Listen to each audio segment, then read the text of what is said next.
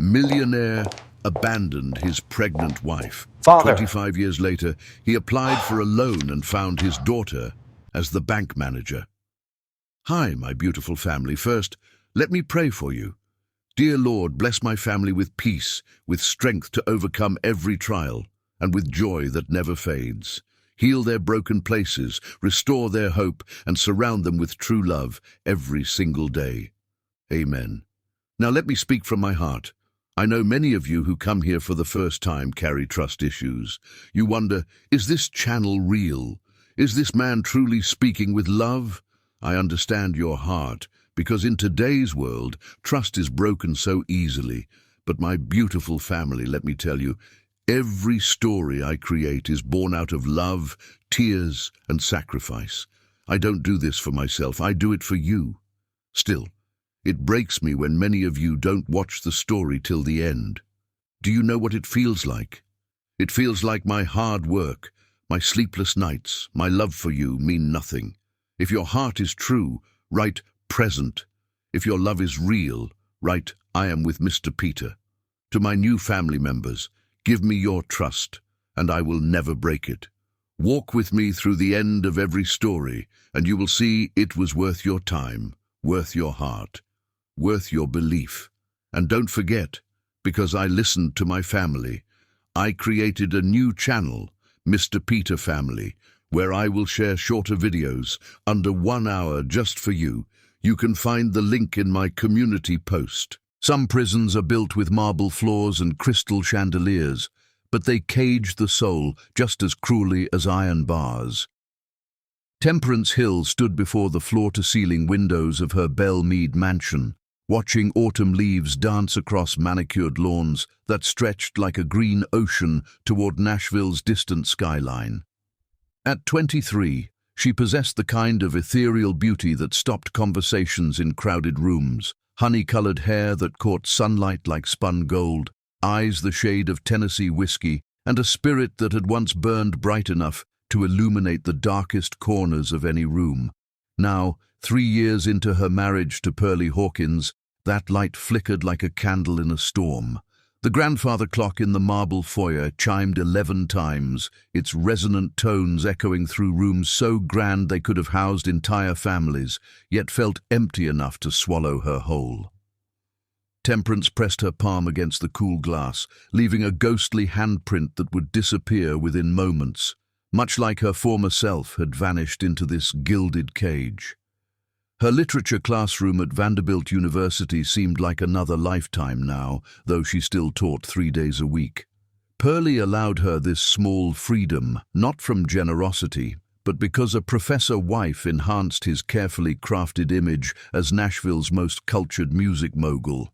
My wife, the intellectual, he would introduce her at society gatherings, his hand possessing her waist like a prize he'd won at auction. The sound of Italian leather shoes against marble announced his arrival before she saw his reflection in the window. Pearlie Hawkins, at 35, commanded attention the way lightning draws the eye during thunderstorms. His empire, built from nothing but raw ambition and ruthless calculation, had grown to $60 million through acquiring struggling music companies and transforming them into profit machines. He possessed the kind of dangerous charisma that made lesser men step aside and women forget their own names. But Temperance had learned to read the predator behind those piercing blue eyes. "The car will be here in 20 minutes, he announced, straightening gold cufflinks that probably cost more than most families spent on groceries in a year. Remember what we discussed about tonight? Tonight, the Nashville Music Industry Awards Gala, where 500 of the city's most powerful people would gather to celebrate success while secretly measuring each other's worth. Temperance's role was precisely choreographed. Smile beautifully, speak only when spoken to, and never, ever express opinions that might reflect poorly on her husband's empire. "Of course," she murmured, though rebellion stirred in her chest like a caged bird desperate for flight. Pearlie's first marriage to Catelyn Kelsey had ended in spectacular divorce after 5 barren years. The society pages had buzzed with whispered speculation about fertility treatments, desperate attempts at conception, and finally, Catalin's dramatic departure with half his assets. When Pearlie met Temperance at a university fundraiser, he'd seen not a brilliant young professor, but a vessel for his legacy, someone whose gentle nature and proven intellect suggested she might succeed where his first wife had failed. Their courtship had been a masterclass in calculated romance. Flowers arrived daily, each bouquet more extravagant than the last. Private jets swept her to Paris for weekend getaways, Broadway shows in New York, and dinners at restaurants where reservations required months of planning. He'd woven her into his world so gradually that she hadn't noticed the threads becoming chains until after the wedding, when the golden cage door clicked shut. "Doctor, Patterson confirmed your appointment tomorrow," Pearlie said, adjusting his platinum watch with the precision of a man who controlled every minute of every day. "He said your cycle indicates optimal timing." Temperance's stomach clenched. 3 years of marriage reduced to clinical discussions of ovulation schedules, basal temperatures, and strategic intimacy. Romance had died under the weight of reproductive calculations, replaced by monthly disappointments that sent Pearlie's jaw tightening with barely controlled frustration. "Perhaps we could discuss something else," she suggested, her voice soft but steady. "I've been reading about the literacy program downtown. They need volunteers to—" Temperance. Her name on his lips carried the sharp edge of warning. "We've discussed this. Your energy should be focused on our future family, not playing teacher to illiterate adults who should have learned to read in childhood." The dismissal stung, but not as much as the casual cruelty underneath it. Pearlie viewed compassion as weakness, charity as foolishness. He'd clawed his way from a trailer park childhood through sheer determination and ruthless ambition, leaving behind everyone who couldn't keep pace. In his world, the strong devoured the weak, and showing mercy was tantamount to offering your throat to wolves. But Temperance continued volunteering at the literacy center anyway, during stolen hours when Pearlie believed she was shopping or at the salon. She'd discovered that helping struggling adults learn to read gave her purpose beyond being a decorative wife and potential mother. These sessions, hidden from her husband, were the only times she felt like herself anymore. "The Kellermans will be at the gala tonight," Pearlie continued, straightening his black tie with military precision. "Robert's considering selling his publishing company. I want you to be particularly charming to his wife. She influences his business decisions more than he admits." Temperance nodded, though her mind wandered to her grandmother's worn hands, teaching her to read by lamplight in their tiny apartment above the Nashville diner. Grammy Hill had survived the Depression by being resourceful and kind, two qualities that Pearlie viewed as antiquated weaknesses in modern society. "Kindness is its own form of strength, baby girl," Grammy had whispered during their final conversation before cancer claimed her gentle voice. "Don't ever let anyone convince you otherwise." Those words sustained Temperance through 3 years of watching her husband destroy smaller companies without conscience, turning family businesses into corporate acquisitions. She'd learned to hide her horror behind carefully practiced smiles, to swallow protests that might embarrass him publicly, to become the perfect trophy wife who enhanced his reputation without challenging his methods. The doorbell's melodic chimes announced their driver's arrival. Pearlie's limousine waited in the circular driveway, its black exterior gleaming under strategically placed landscape lighting. As they descended the mansion's sweeping staircase, Temperance caught her reflection in the hallway's antique mirror, a woman dressed in designer silk and diamonds, looking every inch the successful mogul's wife, but with eyes that held shadows deeper than Tennessee mountain caves. "Remember," Pearlie murmured as they stepped into the autumn evening, "we're not just attending a party tonight, we're building an empire." As Nashville's glittering skyline rose before them through the limousine's tinted windows, Temperance touched her flat stomach and whispered a secret prayer to whatever gods protected desperate women. If a child was what it took to earn Pearlie's love, then she would give him that gift. Perhaps motherhood would soften his sharp edges, help him remember that power meant nothing without someone to share it with. The ultrasound appointment card hidden in her jewelry box seemed to burn with possibility. Tomorrow she would learn if her prayers had been answered, if the faint nausea and tender breasts meant that their 3-year struggle might finally end. But as Nashville's lights blurred past like fallen stars, Temperance couldn't shake the feeling that her life balanced on a knife's edge, and that tomorrow's revelation would either save her marriage or shatter it completely. She had no way of knowing that within 6 weeks she would be standing in freezing rain with nowhere to go, learning that some prayers are answered in ways that destroy us before they deliver salvation. Chapter 2. The Storm Breaks. Nashville, Tennessee, November 1999. There are moments when time fractures like glass, and everything you believed about your life lies in sharp, irreparable pieces at your feet. The ultrasound screen glowed with ghostly images that would forever divide Temperance's existence into before and after. Dr. Gertie Walker, her gentle physician with silver hair and grandmother's hands, smiled with the joy of someone delivering miraculous news. "Congratulations, Temperance. You're 14 weeks along and you're having a beautiful, healthy daughter." A daughter. The word hung in the sterile air of the examination room like a benediction or a curse, depending on whose ears received it.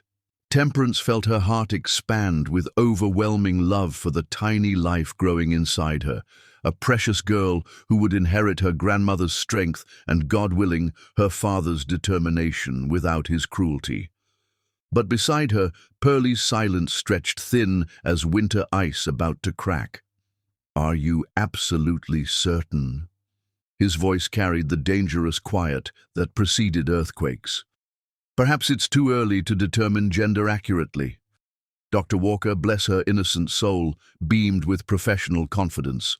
"Oh no, Mr. Hawkins, I'm quite certain. See here?" She pointed to shadows on the screen that meant everything and nothing simultaneously. "Your daughter is developing perfectly. Her heartbeat is strong. Her measurements are right on schedule. She's going to be a fighter, this one." Temperance watched her husband's reflection in the dark window, saw his jaw clench with the precision of a steel trap closing. 3 years of marriage had taught her to read his moods like weather patterns, and the storm building behind his eyes promised devastation. "Could you give us a moment alone, Doctor?" Pearlie's request sounded perfectly reasonable to anyone who didn't know him, but Temperance recognized the command beneath silk politeness. As Dr. Walker gathered her charts and bustled from the room, Temperance's hands instinctively moved to protect her belly. The ultrasound gel felt cold against her skin, but not as cold as the expression settling across her husband's aristocratic features. 3 years, he said finally, his voice barely above a whisper. 3 years of specialists, fertility treatments, perfectly timed attempts. 3 years of my life wasted on producing this. "Pearlie, please," Temperance began, but he silenced her with a look that could have frozen Nashville's Cumberland River. "Do you understand what this means?" He stood abruptly, his 6-foot frame suddenly seeming massive in the small room. "Everything I've built, every company I've acquired, every enemy I've crushed to get where I am, it all dies with me. A daughter will take some other man's name, give my fortune to his children, scatter my legacy to the winds like dust." Temperance pushed herself upright on the examination table, still clutching the paper gown around her exposed body. "She's our child, Pearlie, our flesh and blood. How can you speak about her like she's worthless?" His laugh held no humor, only bitter recognition of life's cruelest joke. "Worthless. She's worse than worthless. She's a mockery. After everything I've sacrificed, after clawing my way up from nothing, fate gives me a daughter who'll hand my empire to strangers." The ride home through Nashville's increasingly grey November afternoon passed in deadly silence. Temperance pressed her face against the limousine's window, watching other families go about their normal lives. Fathers pushing strollers, couples holding hands, children playing in yards surrounded by white picket fences. Her own reflection stared back like a ghost trapped between two worlds, and she wondered if any of those happy families had been built on foundations of love rather than ambition. Their Belmead mansion loomed ahead like a mausoleum, its pristine facade hiding the decay eating away at its heart. Pearlie hadn't spoken since leaving Dr. Walker's office, but she could feel his rage building like pressure in a steam engine about to explode. The marble foyer echoed with the sound of their footsteps, his sharp and decisive, hers hesitant and fearful. Outside, November wind rattled windows like skeleton fingers, and dark clouds gathered with the promise of Tennessee's first winter storm. "Pack your things," Pearlie said suddenly, his words dropping into the silence like stones into still water. Temperance stopped halfway up the grand staircase, her hand gripping the polished banister. "What did you say?" "You heard me." He loosened his tie with violent precision. "Pack your belongings and get out of my house. You and that mistake are no longer welcome here." The world tilted sideways. Temperance gripped the railing harder, afraid she might fall. "You can't be serious. This is our home, our marriage. This was our marriage when I believed you could give me a son." Pearlie's voice exploded through the house like thunder. "Now I discover you're as useless as my first wife. 3 years wasted on another barren woman who can't produce what matters." "I'm not barren." Temperance descended the stairs, her voice strengthening with desperate courage. "I'm pregnant with your child, a beautiful daughter who deserves better than your cruelty." Pearlie's face twisted with contempt. "A daughter is worse than nothing. At least childlessness leaves possibilities. A daughter is nature's way of telling me I've failed." He climbed toward her, each step bringing him closer like approaching thunder. "Do you know what I had to do to build this empire? What I sacrificed, what I destroyed, who I crushed? I did it all so my son would inherit something magnificent, something worthy of the Hawkins name. The baby I'm carrying will be a Hawkins too. No." The single word cut through her protest like a blade. "She'll be nothing but a disappointment I can't afford to claim." At the top of the staircase, he grabbed her Louis Vuitton suitcase from their walk-in closet and began throwing her belongings inside, with no regard for the delicate fabrics or carefully arranged jewelry. Silk blouses landed in crumpled heaps, cashmere sweaters tangled with costume pearls, designer shoes scattered like abandoned dreams. "Pearlie, please think about what you're doing," Temperance begged, following him around their bedroom. "I love you. This baby was created from love." "Love?" He spun around so quickly she stumbled backward. "You think love has anything to do with marriage at our level? Marriage is strategy, Temperance. It's about building dynasties, creating legacies, ensuring survival through superior offspring. Love is a luxury for people who can't afford better reasons to stay together." He snapped the suitcase shut and threw it down the marble staircase, where it bounced and skidded before coming to rest against the front door like a wounded animal. "There. Everything you brought to this marriage. Now leave." "Where am I supposed to go?" Her voice broke on the question. "I have nowhere, no family, no money of my own. Should have thought of that before failing to produce what I needed." His blue eyes, once capable of making her forget her own name with desire, now held all the warmth of Arctic ice. "Maybe your literacy friends downtown can find you a shelter. I'm sure they're experts at helping society's failures." The casual cruelty of bringing up her secret volunteer work felt like being slapped. Temperance touched her still flat stomach, where their daughter grew blissfully unaware of the rejection awaiting her arrival. "This is your child too," she whispered. "How can you abandon your own flesh and blood?" "Because flesh and blood mean nothing without purpose." Pearlie grabbed her shoulders, his grip tight enough to bruise. "I came from nothing, Temperance. A trailer park where dreams went to die, where my mother cleaned rich people's houses while my father drank away his disability checks. I swore I'd build something eternal, something that would outlast my miserable childhood." His voice dropped to a deadly whisper. "A daughter destroys that dream. She'll take another man's name, have his children, and everything I've built becomes a footnote in some other family's history." Thunder rolled across Nashville like bowling balls in heaven's alleys, and rain began pelting windows with increasing fury. Pearlie released her shoulders and walked to their bedroom's French doors, staring out at the storm as if it reflected his inner turmoil. "Get out," he said, without turning around. "Take your suitcase and your mistake and find somewhere else to ruin. I never want to see either of you again." "And if I refuse?" Temperance asked, though she already knew the answer. He faced her then, and she saw something in his expression that terrified her more than anger, complete and utter indifference, as if she'd already ceased to exist in his world. "Then I'll call security and have you removed as a trespasser. Is that really how you want this to end?"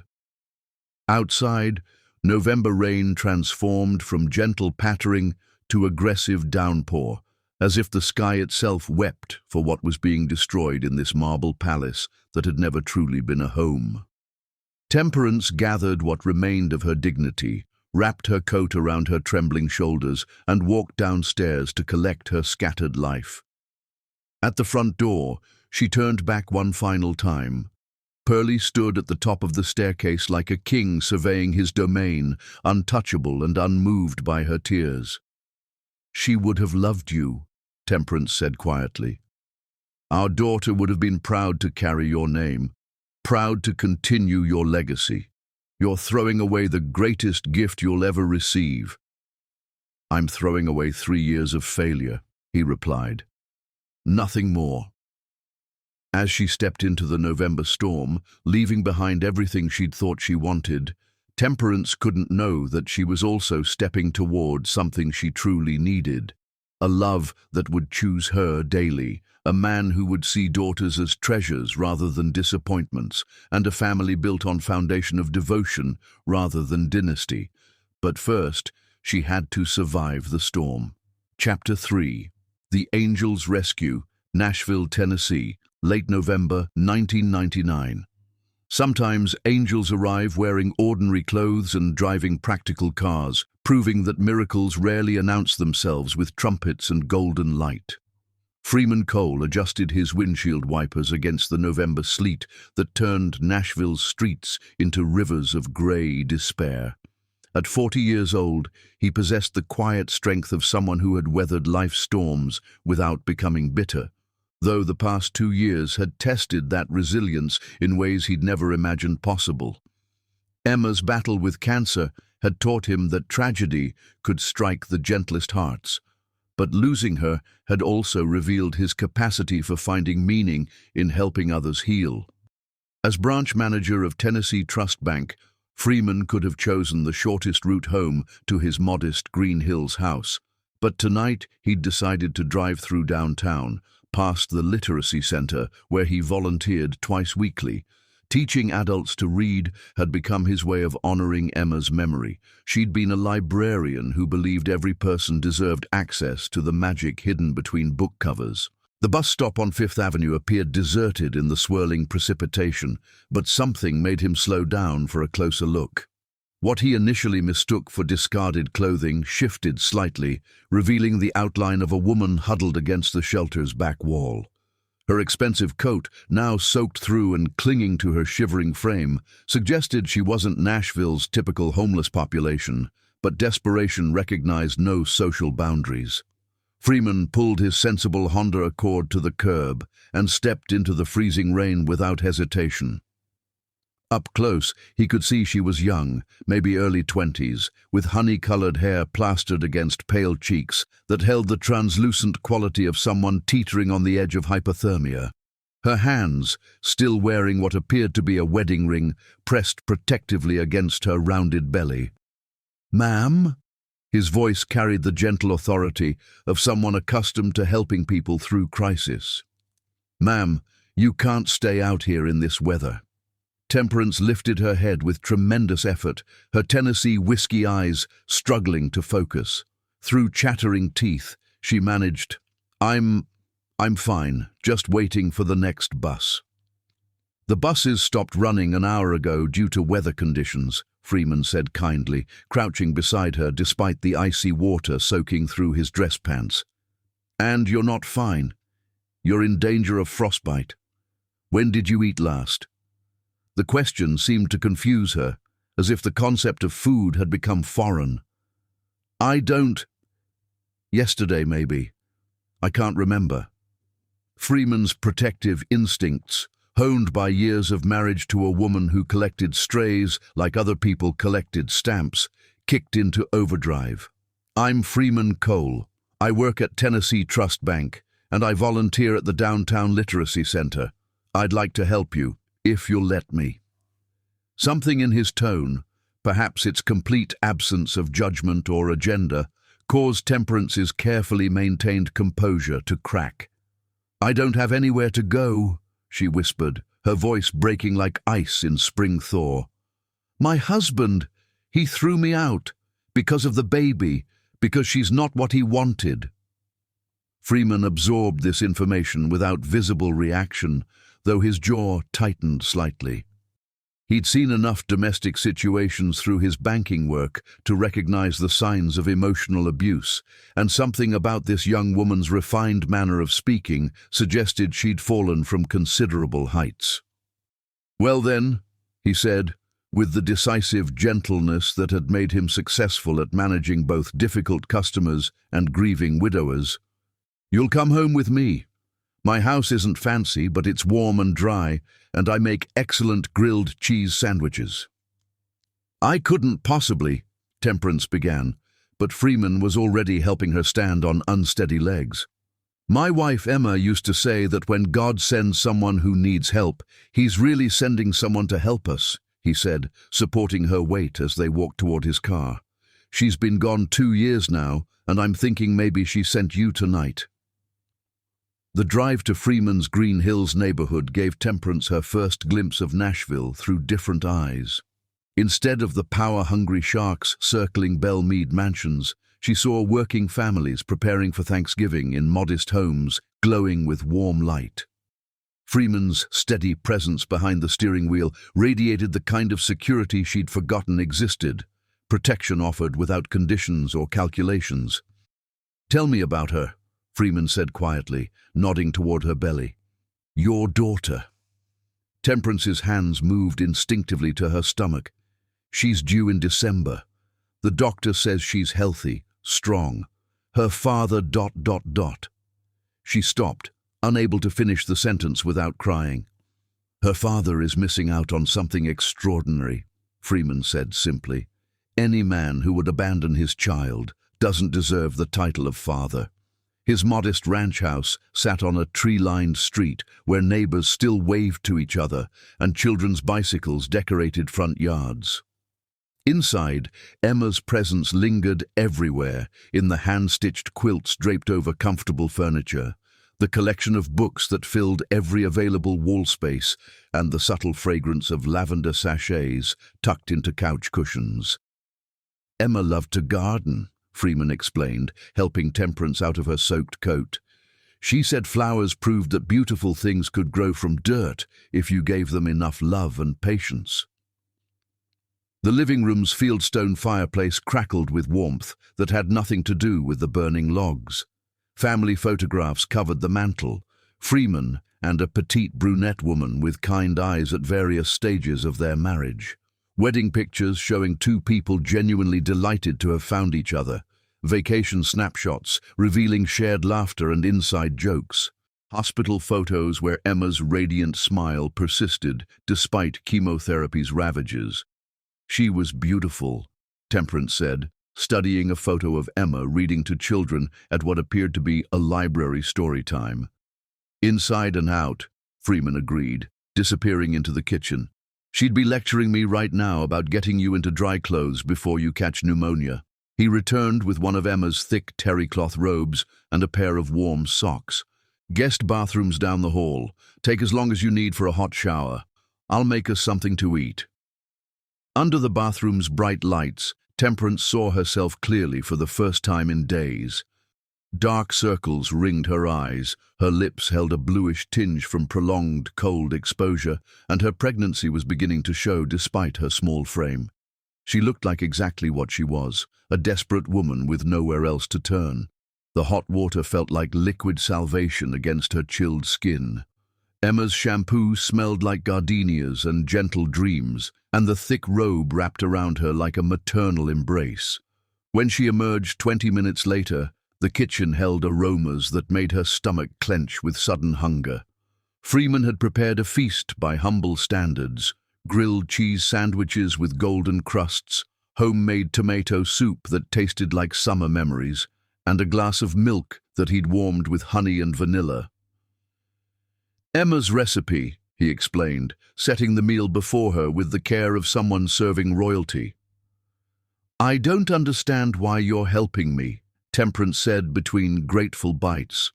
"You don't know anything about me. I could be dangerous or crazy or—" "Are you dangerous?" Freeman asked with gentle humor, settling into the chair across from her with his own sandwich. "No." "Are you crazy?" "Sometimes I wonder," she admitted, surprising herself with honesty. 3 years married to someone who saw me as breeding stock might have affected my judgment. Freeman's expression hardened almost imperceptibly. "What's your name, honey?" "Temperance. Temperance Hill." She didn't offer her married name, couldn't bear to claim connection to someone who'd discarded her so cruelly. "Well, Temperance Hill, you're welcome to stay here as long as you need. The guest room has everything you'll require, and I work standard banking hours if you need privacy during the day." "I can't accept charity," she began, but he held up one weathered hand. "It's not charity when both people benefit. This house has been too quiet since Emma died. Maybe your little girl needs to hear laughter bouncing off these walls again." That night, lying in Emma's carefully prepared guest room surrounded by handmade quilts and the lingering scent of lavender, Temperance felt something she'd almost forgotten existed: safety. Through the thin walls, she could hear Freeman moving around the house with quiet consideration, avoiding noise that might disturb her rest. For the first time in 3 years of marriage, she slept peacefully without fear of criticism, without calculating her words, without walking on eggshells around someone else's fragile ego. Her daughter seemed to sense this newfound security, kicking gently as if to say, "Finally, Mama, finally we're safe." Freeman Cole, reading in his bedroom by lamplight, whispered a prayer of gratitude to his departed wife. "I think you sent her, Emma. I think you knew I needed someone to protect and she needed someone to trust. Thank you for always knowing what I needed before I did." Outside, November rain continued falling on Nashville, but inside a modest Green Hills home, 2 broken hearts began the slow process of healing, not through romantic love, but through something deeper and more sustainable, the recognition that family could be chosen as well as born, and that sometimes the greatest gifts came disguised as the heaviest burdens. Neither of them knew that in just 3 weeks their quiet sanctuary would fill with the cries of a newborn daughter who would prove that love multiplies rather than divides, and that the most precious treasures often arrive during the darkest storms. Chapter 4. A Warrior is Born, Nashville, Tennessee, December 15th, 1999.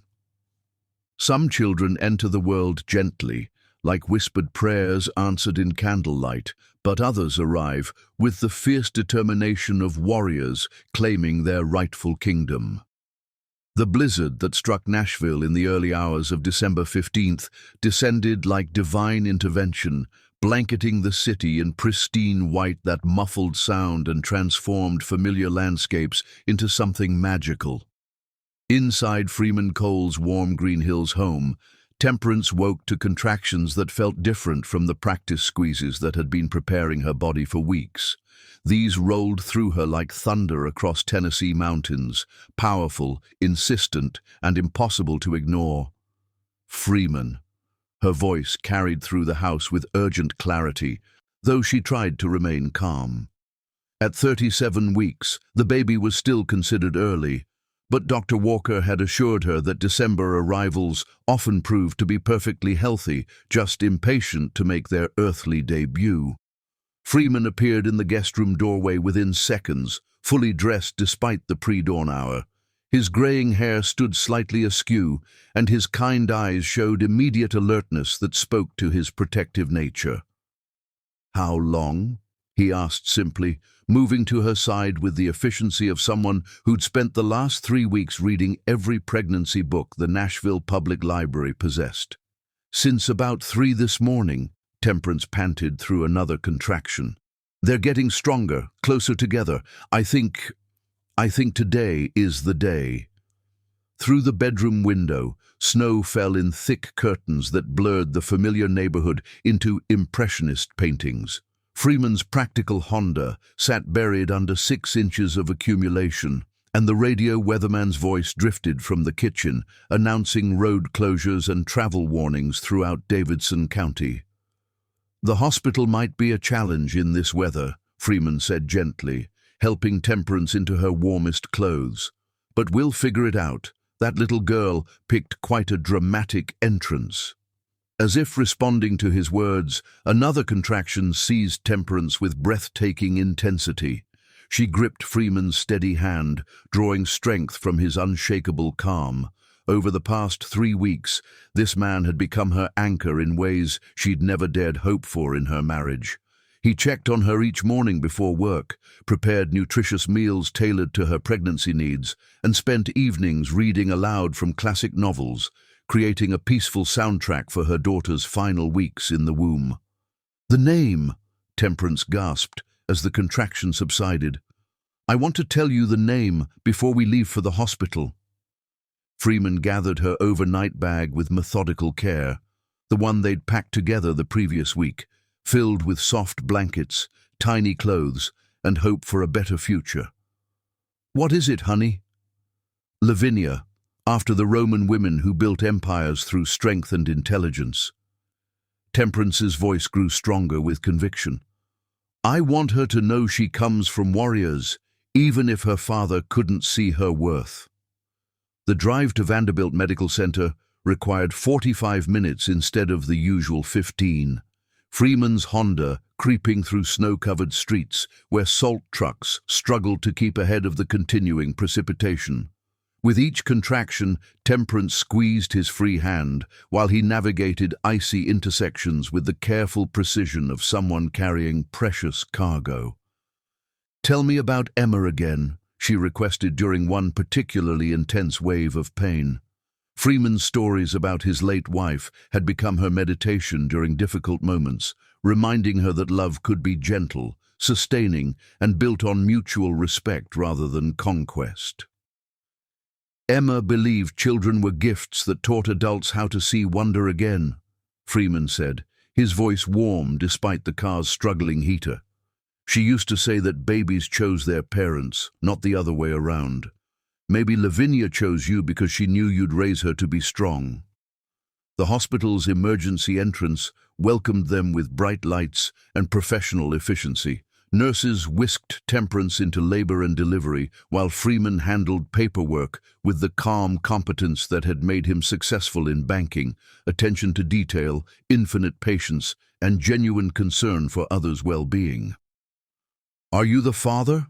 asked a young resident, clipboard poised for insurance information. Freeman hesitated only briefly. "I'm family," he said simply, which felt more accurate than any biological relationship could have been. Labor progressed swiftly once they reached the delivery room. Dr. Walker arrived despite the weather conditions, her silver hair slightly disheveled, but her competent hands steady as she monitored both mother and baby. "This little one is eager to meet the world," she announced cheerfully. "Everything looks perfect, strong heartbeat, good position. You're doing beautifully, Temperance. Through the next several hours, Freeman never left Temperance's side. He held ice chips to her lips, wiped perspiration from her forehead, and whispered encouragement when exhaustion threatened to overwhelm her determination. "You're the strongest person I've ever met," he told her during the most difficult moments. "This baby is lucky to have you as her mother." The delivery room filled with tension as labor intensified. Outside, Nashville's blizzard continued with the kind of ferocity that shut down airports and sent sensible people searching for warmth and shelter. But inside the sterile safety of Vanderbilt Medical Center, 3 lives were about to intersect in ways that would reshape their understanding of what family could become. "I can see the head, Doctor," Walker announced with professional excitement. "One more big push, Temperance. Your daughter is almost here." At 11:47 p.m., as Nashville settled into winter silence, broken only by snowplows scraping asphalt, Lavinia Freeman made her entrance into the world. Her first cry pierced the delivery room like a battle hymn, not the mewling of typical newborns, but a sound that announced her arrival with authority and demanded attention from everyone present. "She's magnificent," Dr. Walker laughed, lifting the tiny, perfect human who had just changed everything. "Listen to those lungs. This child will never go unnoticed." Freeman's eyes filled with tears as the nurses placed Lavinia in Temperance's arms. 8 pounds, 2 ounces of pure miracle, with wispy hair the color of Tennessee honey and eyes that seemed to focus on her mother's face with unusual intensity. Her tiny fist closed around Freeman's offered finger with surprising strength, and something fundamental shifted in his heart, a door opening to let in love he'd never imagined possible. "Hello, baby girl," Temperance whispered, her voice thick with exhaustion and overwhelming joy. "Hello, my beautiful Lavinia. You're safe now. You're loved." But even in that moment of pure happiness, she felt the shadow of Pearlie's rejection. Their daughter was perfect, absolutely, completely perfect, and he had thrown them both away before even seeing her face. The injustice of it burned in her chest like swallowed fire, but she pushed the pain aside to focus on the miracle in her arms. Freeman seemed to read her thoughts with the intuition that had marked their friendship from the beginning. "He'll never know what he lost," he said quietly, stroking Lavinia's downy head with one gentle finger. "His loss is my gain. If he'd been a decent man, I wouldn't have had the privilege of being here for this moment." Through the hospital window, Nashville sparkled under its blanket of snow like a city made of diamonds. The blizzard had trapped most of the population indoors, creating a hushed world where miracles could unfold undisturbed by ordinary concerns. In this peaceful bubble, 3 people who'd found each other by chance were becoming a family by choice. "I want you to be her father," Temperance said suddenly, her words surprising even herself with their clarity and conviction. "Not just a friend or guardian, her real father in every way that matters. Will you do that, Freeman? Will you love her like she's your own?" Freeman's answer came without hesitation, as if he'd been waiting his entire 40 years to make this promise. "I already do love her like my own. From the moment she grabbed my finger, she became mine to protect. If you'll have me, I'd be honored to be Lavinia's father." As if understanding the significance of this moment, baby Lavinia opened her eyes, not the unfocused gaze of typical newborns, but a direct, intelligent stare that seemed to study each adult face with remarkable concentration. Those eyes held depth that suggested an old soul, someone who had arrived with purpose and would not be easily deterred from her chosen path. "She looks like she's planning something," Freeman observed with gentle humor, completely enchanted by his instant daughter. "She is," Temperance said with sudden, fierce certainty that surprised her with its intensity. "She's going to prove to the world that daughters are treasures, not disappointments." She's going to build something magnificent, something that would make any father proud to claim her. A sacred vow formed in her heart as she gazed at her perfect daughter, a promise that felt as binding as any spoken in churches or courtrooms. Someday, when Lavinia was old enough to understand, she would know the truth about her biological father's rejection, but she would also know that real fathers were made of love and dedication rather than shared DNA, and that Freeman Cole had chosen to be hers from the first moment he held her tiny hand. Dr. Walker completed her final examinations with the satisfied efficiency of someone who had delivered thousands of healthy babies, but even she seemed moved by the unusual family dynamic unfolding in room 302. 10 fingers, 10 toes, and the strongest grip I've felt from a newborn in years, she announced. This little warrior is going to keep you both on your toes. As the medical team finished their protocols and prepared to move them to a recovery room, Temperance held her daughter close and whispered words that would echo through the decades ahead. One day, sweet girl, he'll realize what he threw away, and when that day comes, you'll be strong enough to show him exactly what he lost. The prophecy was spoken so quietly that only Lavinia could hear, but something in the baby's expression suggested she understood every word. Her tiny hand tightened around Freeman's finger as if sealing a pact, and her eyes remained open and alert as if she were already planning the remarkable life that stretched ahead. Outside, Nashville's blizzard continued painting the world in pristine white, erasing tire tracks and footprints to create a blank canvas for new beginnings. But inside the warmth of Vanderbilt Medical Center, a daughter had been born who would prove that love chosen daily was stronger than blood ties, that families forged by devotion could outlast empires built on ambition, and that the most devastating revenge was simply living well enough to make those who rejected you regret their blindness forever. In 25 years, that tiny fist would hold the power to destroy the man who had called her worthless. But tonight, she was simply a beloved baby girl, wrapped in blankets chosen by hands that would never let her fall. Chapter 5. Steel in the Making. Nashville, Tennessee, 2010 to 2017. There is a moment in every child's life when innocence dies and purpose is born. But few witness that transformation with such crystalline clarity.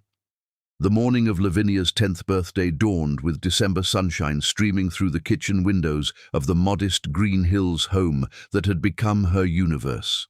Freeman stood at the stove, expertly flipping pancakes shaped like butterflies, a tradition he'd started when she turned 3 and insisted that breakfast should be as beautiful as everything else Daddy Freeman makes. At 49, he'd grown distinguished silver at his temples, but his eyes still held the same gentle warmth that had captivated a desperate pregnant woman 11 years earlier. 10 years old today, princess, he said, sliding a perfect stack onto her favorite plate, the one decorated with dancing horses that Emma had chosen during a long-ago shopping trip. Double digits. That means you're practically grown up. Lavinia, perched on the kitchen stool she'd occupied since she was tall enough to reach the counter, studied her father with the intense concentration that had marked her personality since infancy. Even as a small child, she possessed an uncanny ability to focus completely on whatever captured her interest, whether it was Freeman's bedtime stories, her piano lessons, or the complex jigsaw puzzles she could complete in half the time the box suggested. "Daddy Freeman," she began carefully, her voice carrying the precise articulation that made her teachers comment on her unusual maturity, "why don't I look like you?"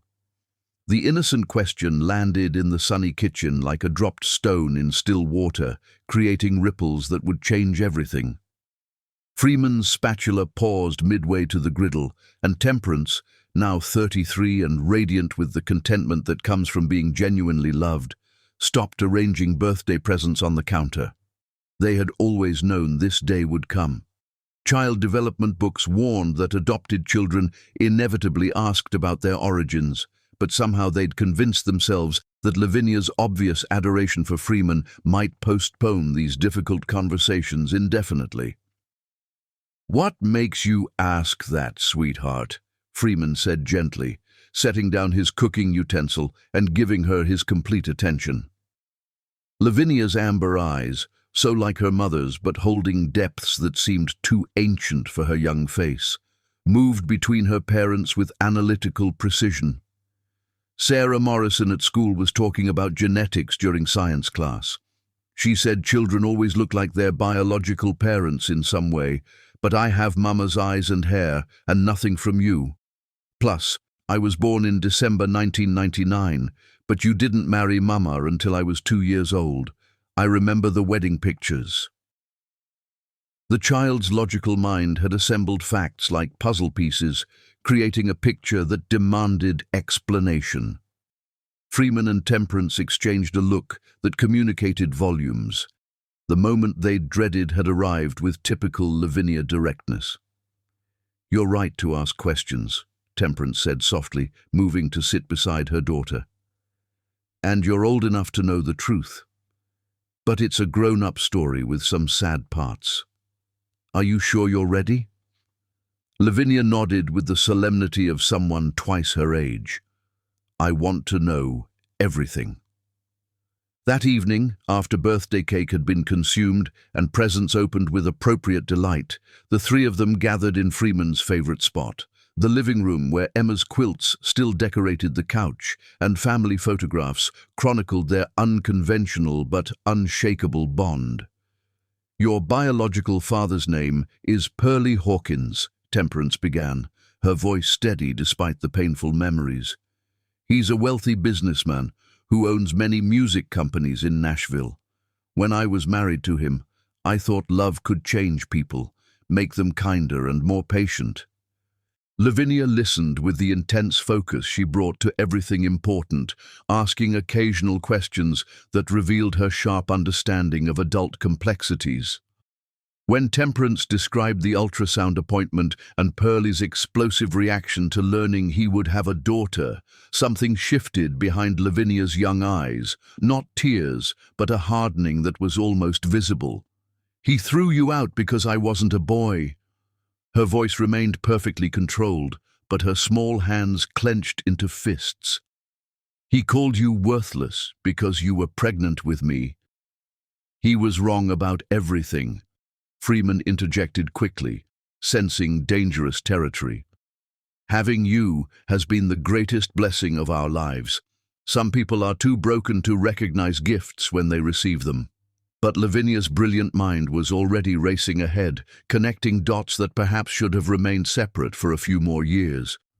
"Where is he now? Does he know about me? Does he ever wonder what happened to us?"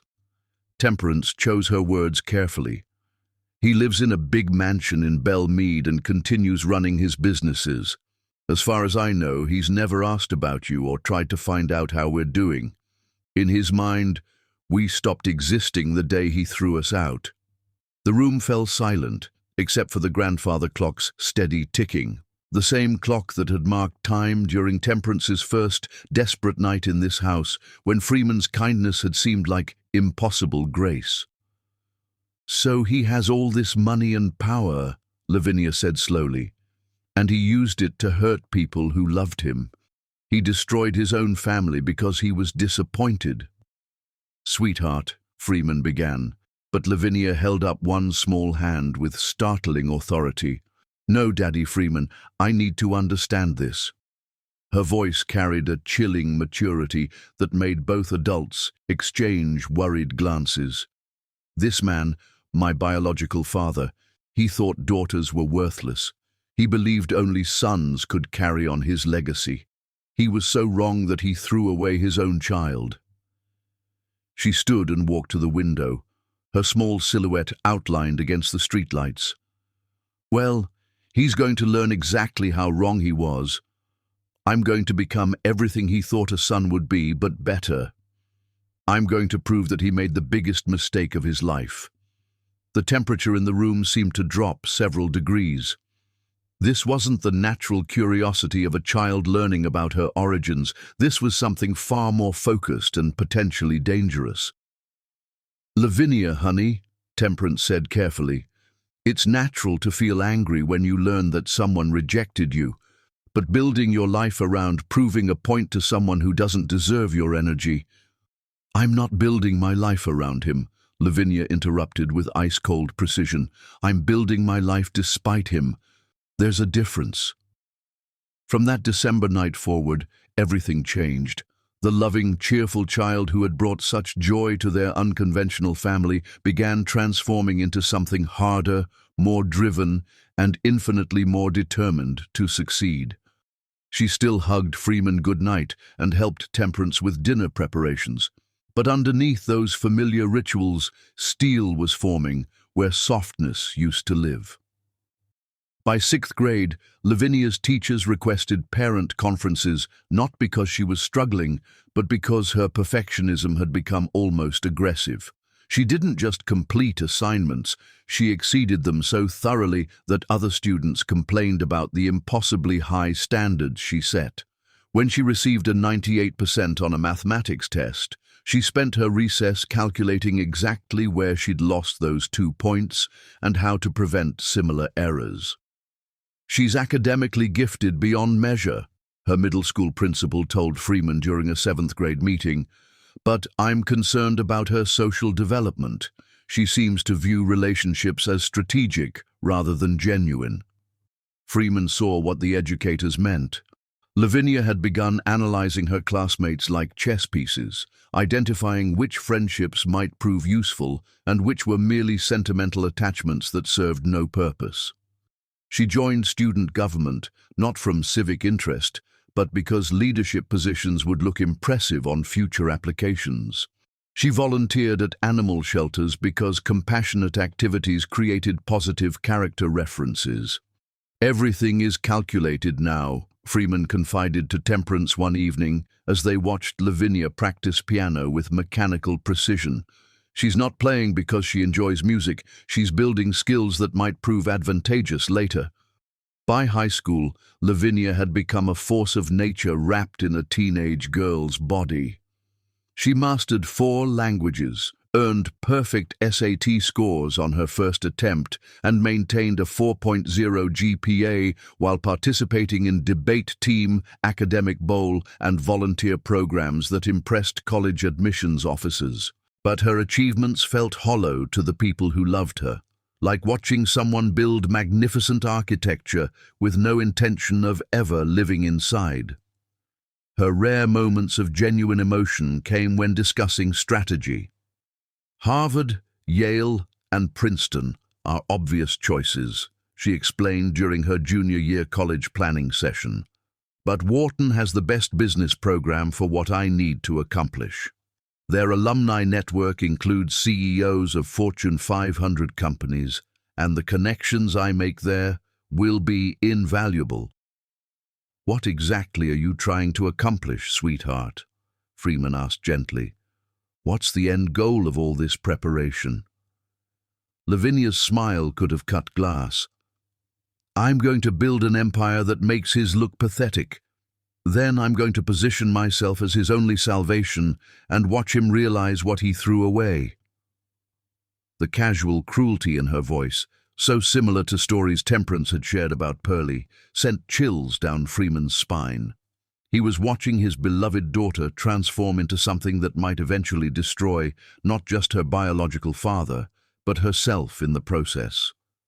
On graduation night, as 17-year-old Lavinia delivered her valedictorian speech to Nashville's Hillsborough High School graduating class, her words rang with prophecy that terrified the 2 people who loved her most. "We live in a world that often underestimates what we're capable of achieving. People will try to define our worth based on their limited imagination, their prejudices, their failures of vision, but we have the power to prove them wrong. We have the ability to exceed every expectation, surpass every limitation, and show the world exactly what they failed to recognize." The audience applauded enthusiastically, but Freeman and Temperance sat in stunned silence. Their little girl, the baby who had entered the world during a blizzard with warrior cries, had just declared war on everyone who had ever doubted her worth. And sitting somewhere in Nashville's Belle Meade district, completely unaware that his abandoned daughter had just graduated with honors and deadly purpose, Pearlie Hawkins continued living his life in blissful ignorance of the storm, bearing his name that was about to reshape everything he thought he knew about family, legacy, and the true cost of throwing away love. Chapter 6. The Hunter's Education, Philadelphia and Nashville, 2017 to 2021.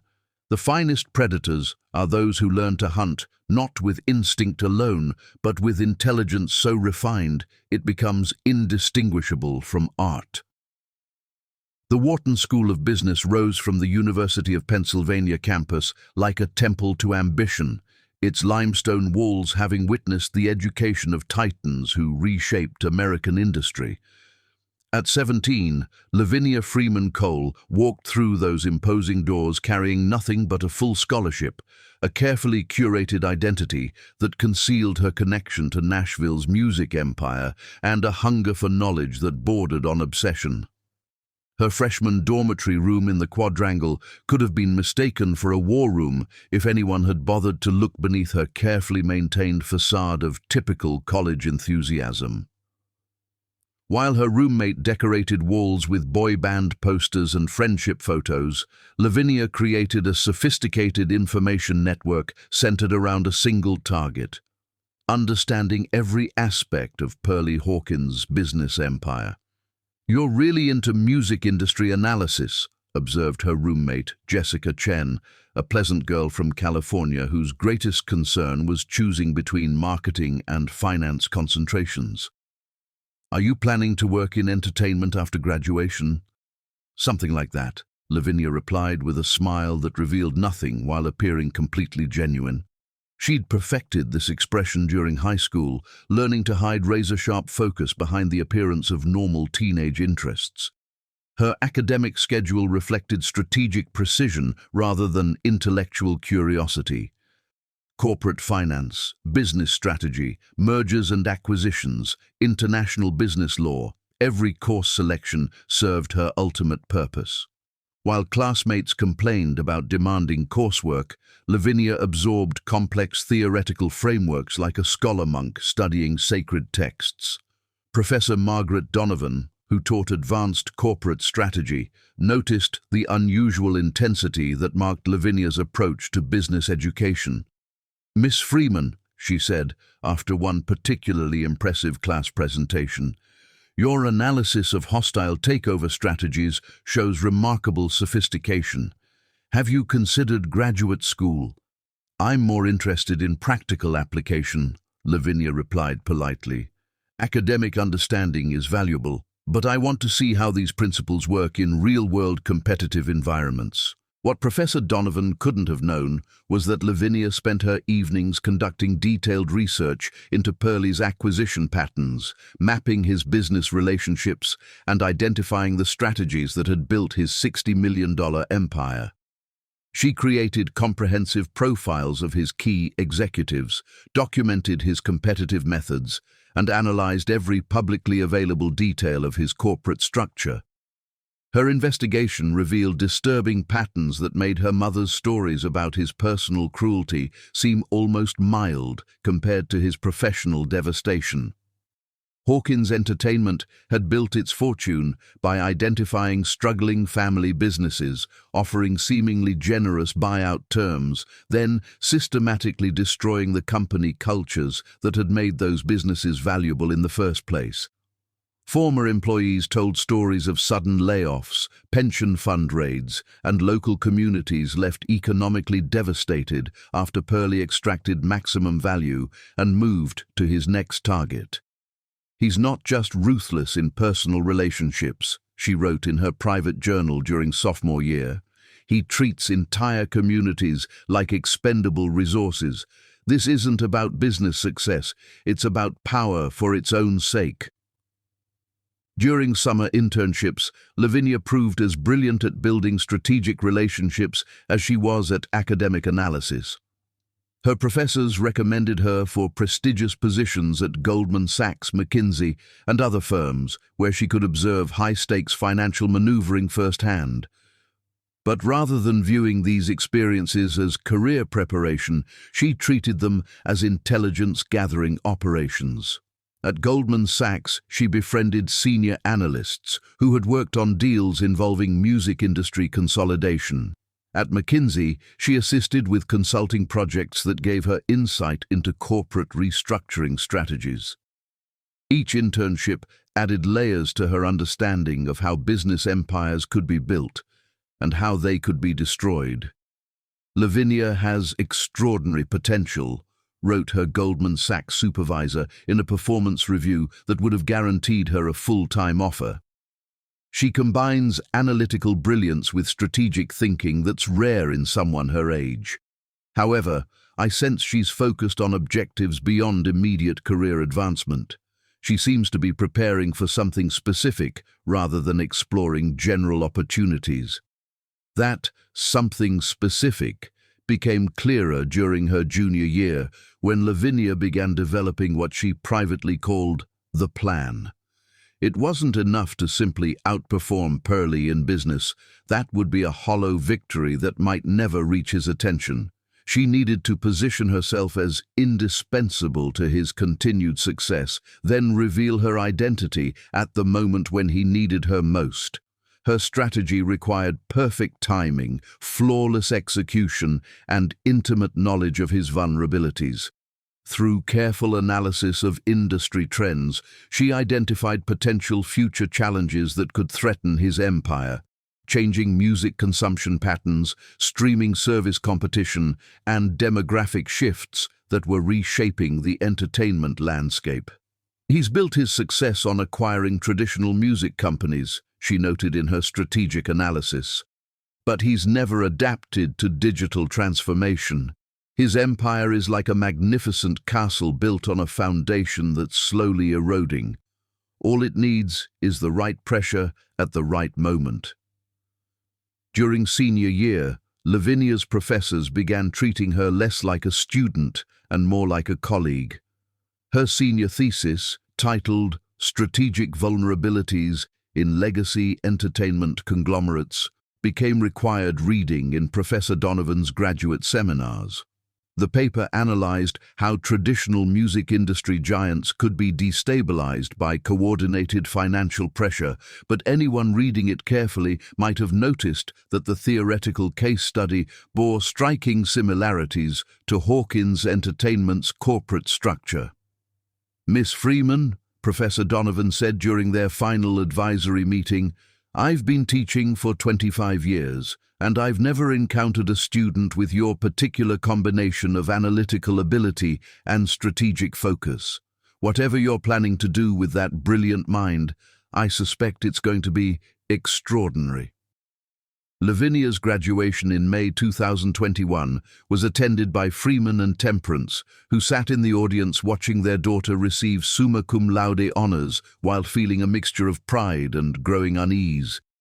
At 21, she had become exactly what she'd set out to be: intellectually formidable, strategically sophisticated, and emotionally armored against anything that might distract her from her chosen mission. "I've been accepted to several excellent MBA programs," she announced at their graduation dinner, "but I think it's time to begin practical application of what I've learned." "What kind of practical application?" Freeman asked, though he suspected he already knew the answer. "I'm moving back to Nashville," Lavinia said with the calm authority of someone announcing an inevitable historical event. "It's time to enter Pearlie Hawkins' world." Her parents' expressions reflected the fear they'd been carrying for years, watching someone they loved transform herself into a weapon designed for a single specific purpose. But they also recognized the futility of trying to dissuade her from a path she'd been walking since her 10th birthday.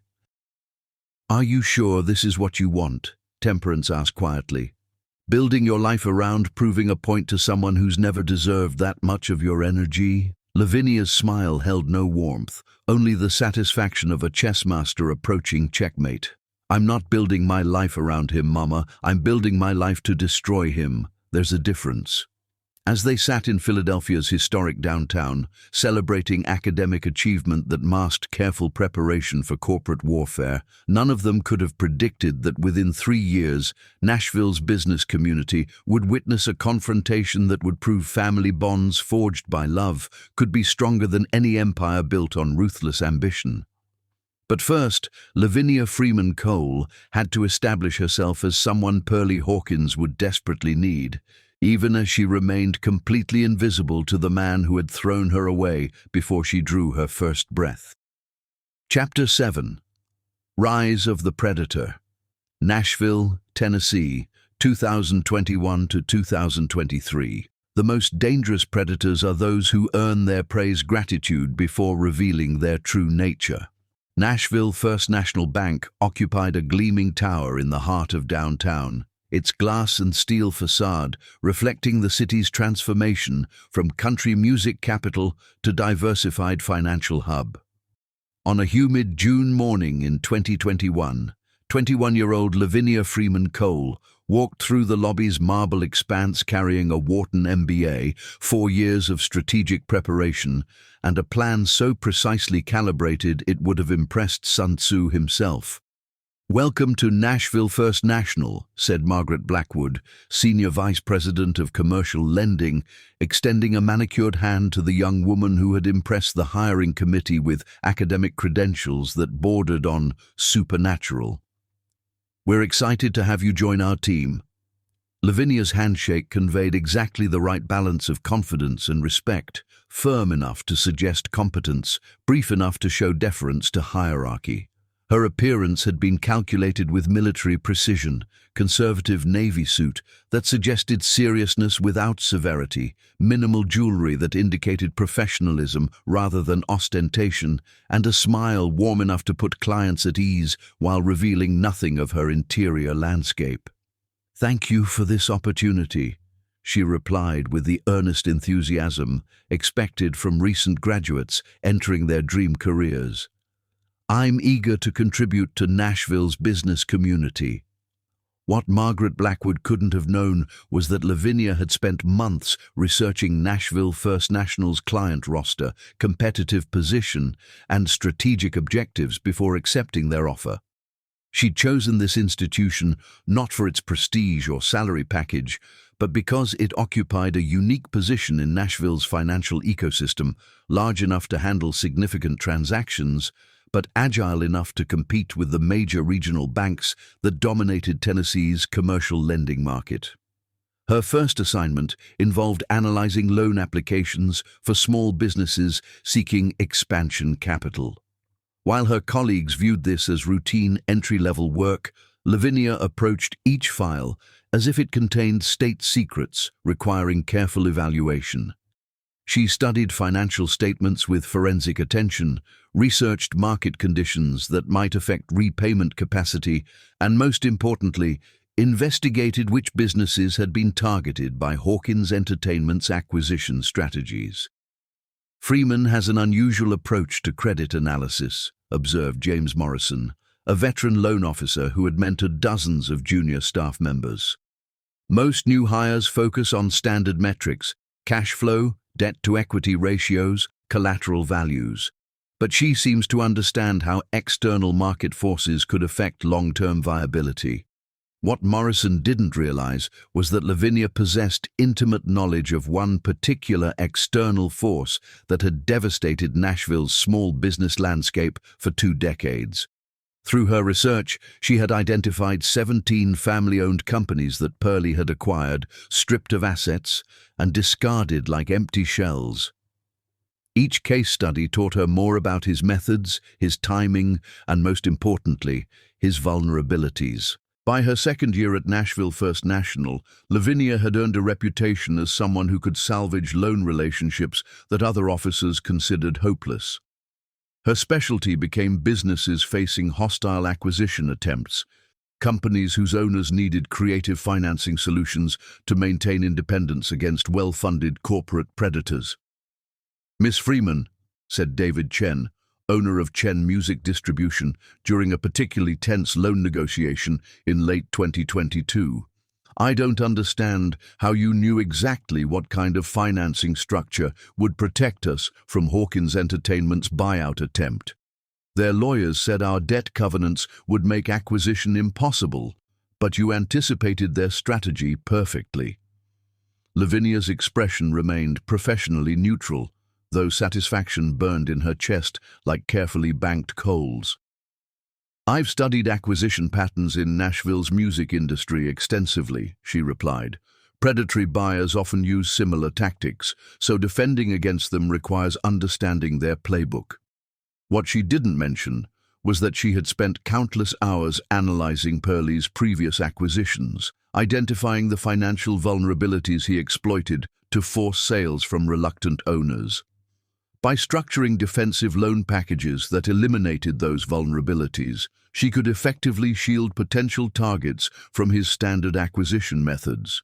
Her success rate with troubled loans became legendary within Tennessee's banking community.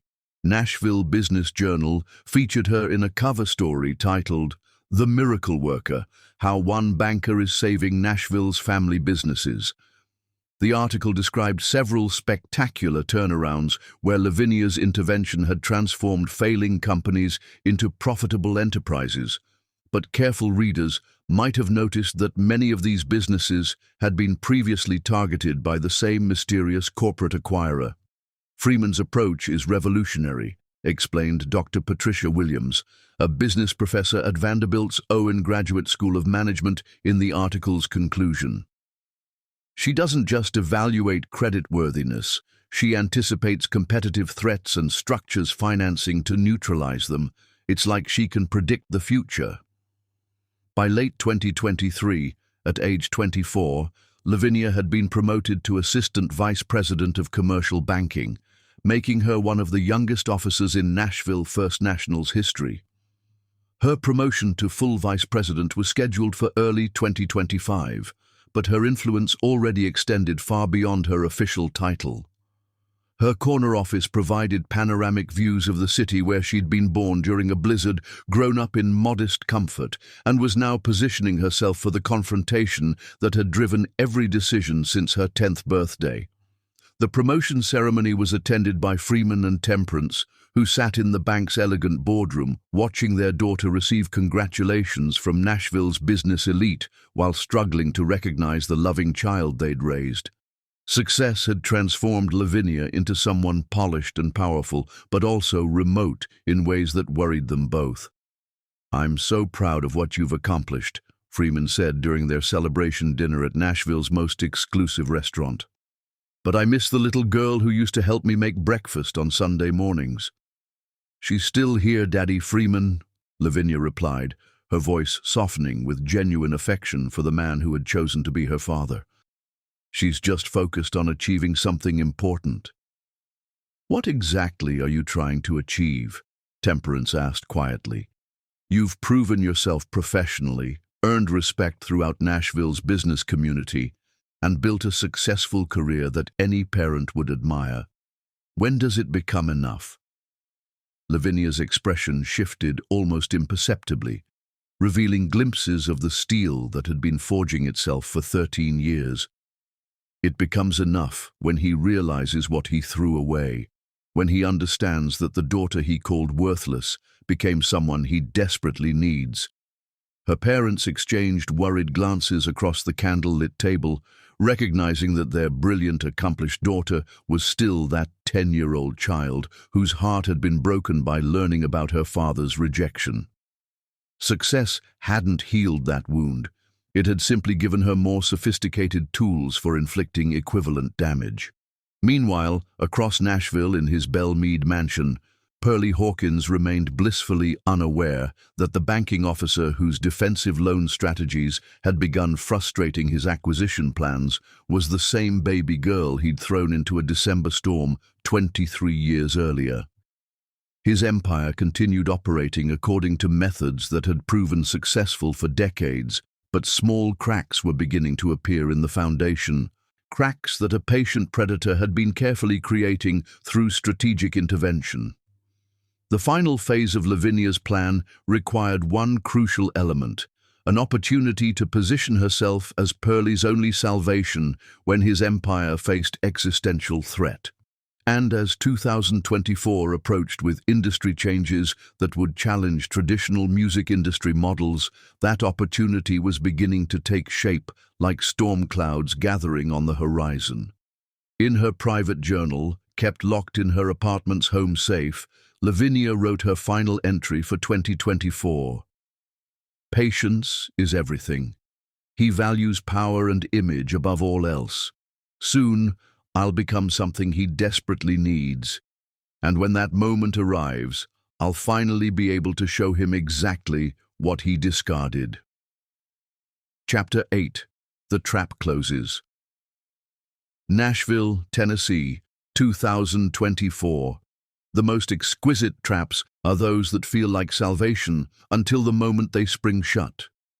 The music industry's unexpected downturn began with subtle shifts that only the most astute observers recognized as harbingers of larger disruption. Streaming revenues, which had sustained steady growth for nearly a decade, plateaued as consumers reached subscription saturation. Younger demographics migrated toward short-form content platforms that monetized attention rather than artistry. Most significantly, independent artists increasingly bypassed traditional record labels entirely, using social media platforms to build direct relationships with audiences. For most music industry executives, these changes represented manageable challenges requiring strategic adaptation. For Pearlie Hawkins, whose empire had been built on acquiring traditional music companies rather than innovating new business models, they represented existential threats to everything he had spent 25 years constructing. Sitting in his mahogany-paneled Belmead office, surrounded by gold records that testified to past conquests, 59-year-old Pearlie studied financial reports with growing alarm. His grey hair had silvered completely since abandoning his pregnant wife, and success had added distinguished weight to his frame, but his predatory instincts remained as sharp as ever, sharp enough to recognize when he had become prey. The Nashville Sound Studios acquisition is hemorrhaging money, reported his chief financial officer Marcus Webb, delivering quarterly results with the grim efficiency of a coroner conducting autopsies. We paid $42 million for a recording facility that's now worth perhaps $15 million in current market conditions. Independent artists prefer home recording setups, and major labels are consolidating their studio operations. 3 more acquisitions told similar stories of spectacular miscalculation. Hawkins Entertainment had built its fortune by identifying undervalued music industry assets, but Pearlie's instincts had failed to anticipate how rapidly digital transformation would render traditional infrastructure obsolete. Companies he'd acquired for their physical assets, recording studios, distribution centers, manufacturing facilities, had become expensive anchors, dragging down his empire's overall performance. "How much additional capital do we need to stabilize operations?" Pearlie asked, though he already suspected the answer would be devastating. "Minimum of $60 million to service debt obligations and fund necessary restructuring," Webb replied. "Maximum of $120 million if we want to pivot toward digital platforms and compete effectively in the new landscape." The numbers hung in the air like death sentences. For the first time in his career, Pearlie Hawkins, the man who had built a $60 million empire through ruthless ambition and perfect timing, needed external financing to survive. His first instinct was to approach the major regional banks that had previously competed for his business. But during initial conversations, he encountered unexpected resistance that puzzled someone accustomed to being courted by financial institutions eager to participate in his success. "First, Tennessee is concerned about your debt-to-equity ratios and cash flow projections," explained Jennifer Walsh, the senior commercial banker who had previously approved millions in credit facilities for Hawkins Entertainment. Given current market volatility and your company's leverage metrics, we are not comfortable with the exposure levels your financing needs would require. Your EBITDA coverage ratios have fallen below our institutional minimums. Similar conversations with Regions Bank, SunTrust, and other major lenders yielded identical results. Polite appreciation for his past relationship, professional acknowledgement of his track record, but firm reluctance to provide the capital he desperately needed.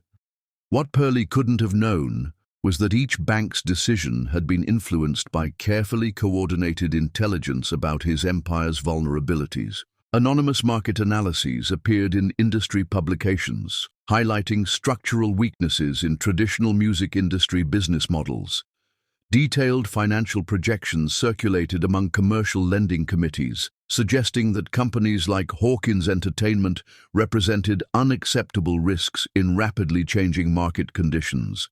The source of these strategically timed analyses would have been impossible to trace, but they all shared certain characteristics: sophisticated understanding of music industry dynamics, intimate knowledge of Hawkins Entertainment's specific vulnerabilities, and recommendations that traditional lenders avoid exposure to legacy entertainment conglomerates facing digital disruption. By October 2024, with debt service obligations mounting and cash flow deteriorating, Pearlie's options had narrowed to a handful of smaller institutions that might be willing to consider high-risk, high-reward financing packages. At the top of that list was Nashville First National Bank, whose reputation for creative lending solutions and successful track record with troubled companies made them his most promising prospect. Nashville First National has an unusual officer named Freeman, reported his business development director during their final strategy meeting. She's young, but she's built a reputation for salvaging loans that other banks consider hopeless. If anyone can structure financing for our situation, it's probably her. The irony of seeking salvation from someone named Freeman would have been devastating if Pearlie had possessed any memory of the pregnant wife he'd thrown into a December storm 24 years earlier. But abandonment, like most casual cruelties, had faded from his consciousness while remaining permanently etched in the memories of those who survived it. Lavinia Freeman Cole, now Assistant Vice President at Nashville First National, received Hawkins Entertainment's loan application on a Tuesday morning in early November. The file landed on her desk with the weight of destiny: 60 pages of audited financial statements, detailed business projections, and comprehensive collateral documentation that represented the culmination of years of patient preparation. She studied the documents with clinical precision, though her pulse quickened with anticipation that had nothing to do with professional evaluation. Every number told stories she already knew: the failed acquisitions, the over-leveraged capital structure, the desperate need for external financing to prevent corporate collapse. But most importantly, the application revealed something that made her heart sing with vindictive joy. Pearlie Hawkins, the man who had called daughters worthless, was now completely dependent on a daughter's decision for his empire's survival. "Margaret," she said to her department head during their weekly review meeting, "I've received an interesting application from Hawkins Entertainment. They're seeking substantial financing for restructuring and digital transformation. The risk profile is significant, but the potential for a successful turnaround could be substantial if handled correctly." Margaret Blackwood studied the file with professional interest. Pearlie Hawkins has quite a reputation in Nashville business circles. Some people consider him brilliant, others think he's ruthless. What's your initial assessment? "I think he's a relic from an earlier era who failed to adapt to changing market conditions," Lavinia replied, with perfectly neutral professionalism. "But that might make him desperate enough to accept terms that protect our institution's interests." The loan committee meeting was scheduled for December 10th, with final approval contingent on a formal presentation by Hawkins Entertainment's management team. But Lavinia had a different idea. one that would transform a routine banking transaction into something far more personally satisfying. "I'd like to schedule the presentation for December 15th, she announced, her voice betraying nothing of the significance that date held. "It's my birthday, and I'd like to give myself the gift of a challenging professional decision." Her colleagues agreed without question. Senior Vice President Freeman had earned the right to schedule important meetings according to her preferences. None of them could have imagined that they were helping orchestrate a confrontation that would prove the most powerful empires could be destroyed by the very people they had discarded as worthless. That evening, sitting in her downtown apartment overlooking the Cumberland River, Lavinia called her parents with news that made them both proud and terrified. "He came to me," she told Freeman and Temperance, her voice carrying quiet satisfaction that chilled them both. "After 24 years, Pearlie Hawkins needs something from the daughter he threw away. And on December 15th, exactly 25 years after I was born, he's going to learn exactly what he lost." "Are you sure about this path, sweetheart?" Freeman asked gently. "Once you reveal who you are, there's no going back. This confrontation will change you in ways you might not anticipate." "I've been changed since I was 10 years old, Daddy Freeman," Lavinia replied with steel-edged certainty. "This doesn't change me, this completes me." As Nashville prepared for another winter, few people could have predicted that the city's business community was about to witness a reckoning that would prove blood may be thicker than water, but chosen family forged by love was stronger than any empire built on ruthless ambition. Chapter 9. The Reckoning. Nashville First National Bank, December 15th, 2024. There are moments when history holds its breath, when the universe pauses to witness justice served with the precision of surgical instruments and the power of thunderstorms. The boardroom within Nashville First National Bank had been carefully prepared for the most important loan presentation of Lavinia's career. What should have been a standard commercial lending meeting had drawn unusual attention. 50 of Nashville's key business leaders, select media representatives, and banking officials filled the executive conference room.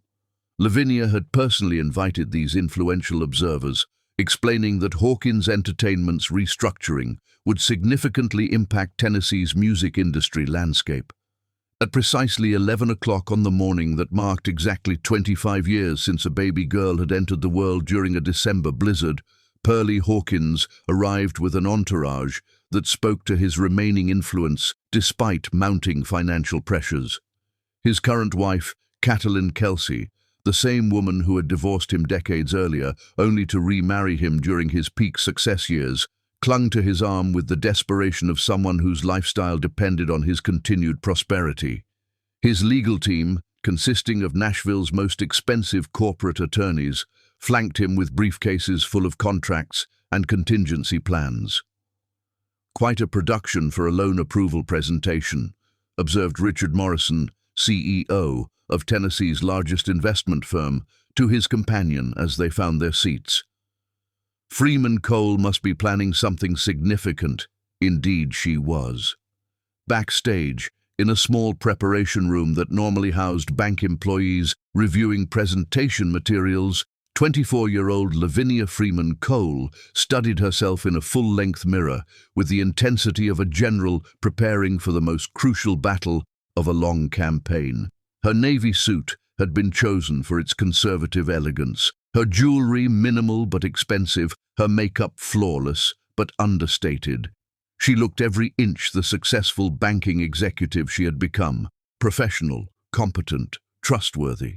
But behind her carefully composed exterior, emotions churned with volcanic intensity. This morning represented the culmination of years of strategic preparation, 4 years of Wharton education, 3 years of building her banking reputation, and most importantly, 25 years of living with the knowledge that her biological father had considered her worthless before she drew her first breath. A soft knock interrupted her final preparations. "Come in," she called, though she already knew who would be standing in the doorway. Freeman Cole, now 64 years old and distinguished by the silver hair that made him look like a professor emeritus, entered with Temperance beside him. At 47, her mother had aged gracefully into the kind of serene beauty that came from being genuinely loved for more than 2 decades. Both wore expressions that mixed pride with deep concern. They understood that their daughter was about to cross a threshold from which there would be no return. "How are you feeling, sweetheart?" Freeman asked, though his experienced banker's eyes could already read the answer in her posture and expression. "Like I've been preparing for this moment my entire life," Lavinia replied, embracing the man who had chosen to be her father when her biological parent had chosen abandonment. "Thank you for being here. Thank you for everything you've given me." "We'll be in the front row," Temperance said softly, kissing her daughter's cheek with the gentleness of someone blessing a warrior heading into battle. "Whatever happens today, remember that you are loved completely, unconditionally, and permanently."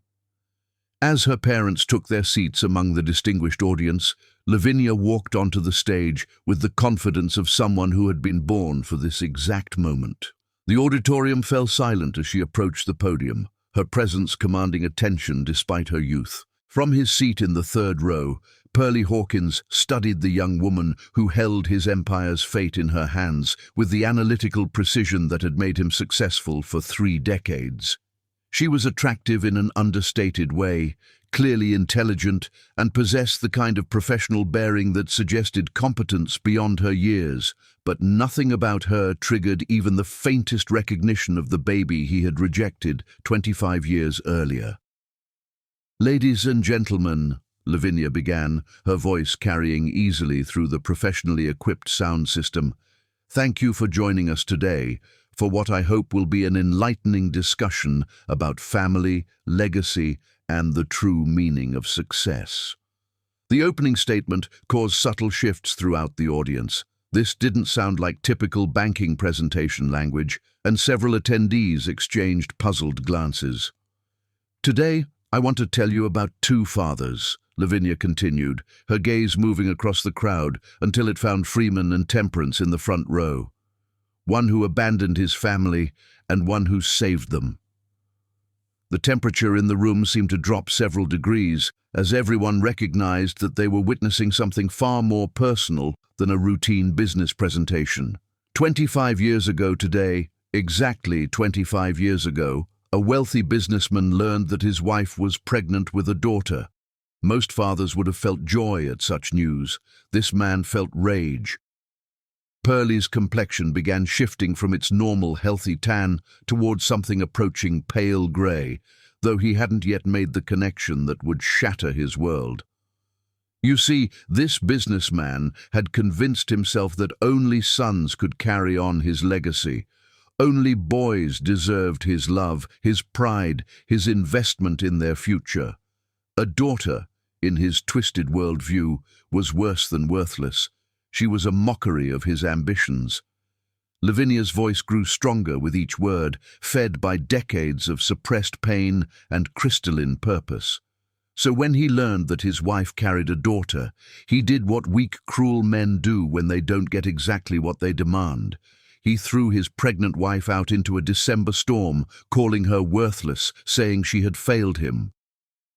The audience sat in stunned silence, recognizing they were witnessing something unprecedented in Nashville's business community. This wasn't a banking presentation, this was a public reckoning. That woman, my mother, stumbled through freezing rain with nowhere to go.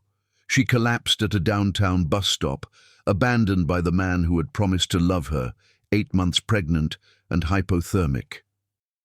Lavinia's eyes found her parents, and her voice softened with overwhelming love. But then a miracle happened. A real man found her. Freeman's eyes filled with tears as he realized what his daughter was doing, not just exposing Pearlie's cruelty, but celebrating the love that had saved them both. Freeman Cole didn't know this desperate woman, but he saw someone in need. He took her home, cared for her, protected her, and when I was born during the worst blizzard Nashville had seen in decades, he made a promise that changed all our lives. Her voice broke slightly with emotion, but she continued with unwavering strength. He promised I would never know abandonment. He promised I would grow up knowing I was valued, cherished, and worthy of unconditional love.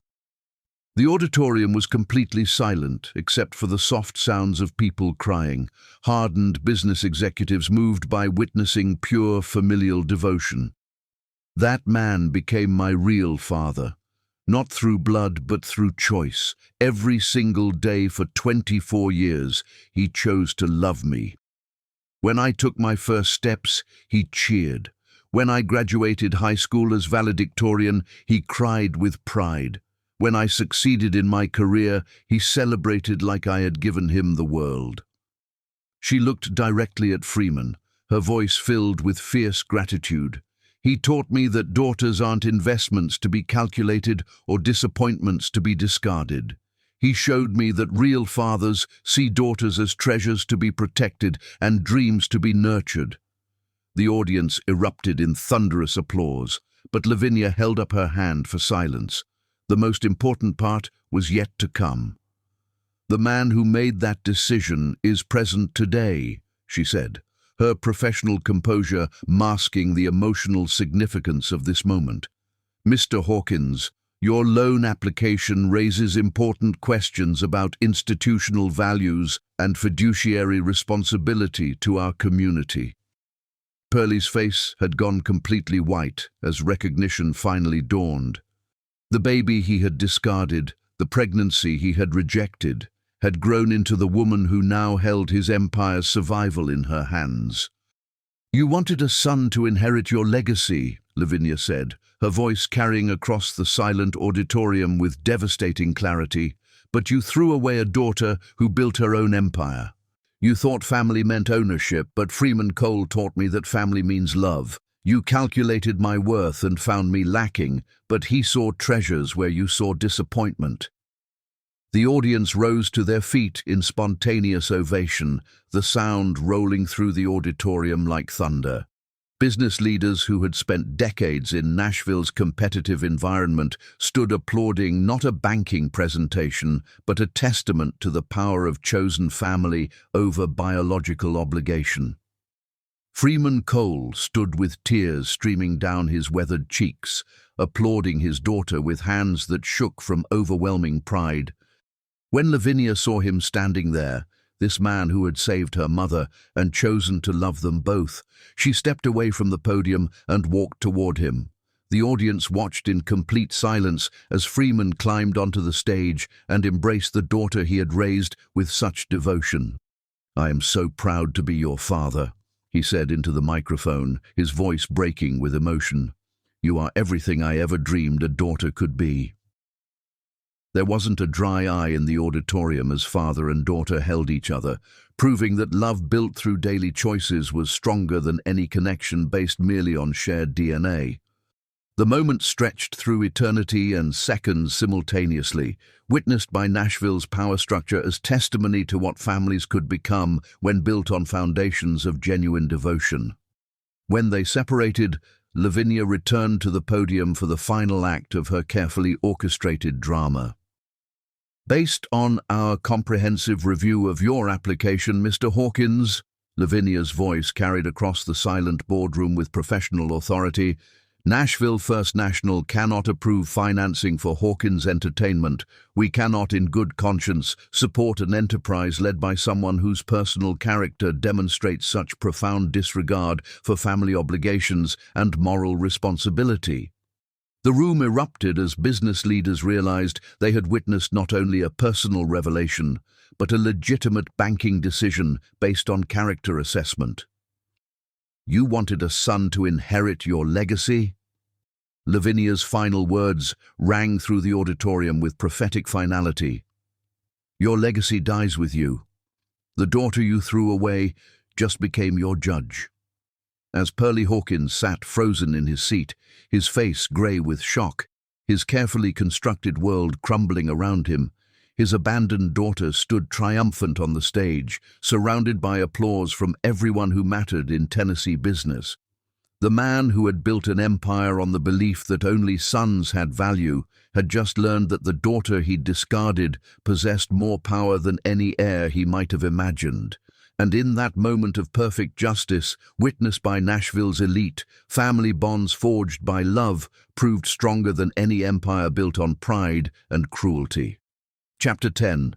The Complete Destruction, Nashville and Beyond, December 2024, August 2025. The mightiest empires crumble not through external conquest, but when their foundations prove to have been built on moral quicksand that can no longer support the weight of accumulated sins. Within 15 minutes of Lavinia's public revelation, every smartphone in Nashville First National Bank's auditorium had captured and transmitted footage of the most devastating business confrontation in Tennessee's modern history. By noon, the Nashville daughter was trending nationally as video clips spread across social media platforms with the viral intensity reserved for moments that perfectly crystallize universal truths about power, family, and justice.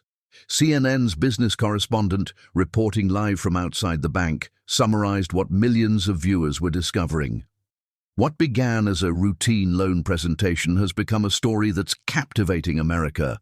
A daughter's revenge 25 years in the making, revealing how a Nashville music mogul's cruelty toward his own family has finally come back to destroy everything he built.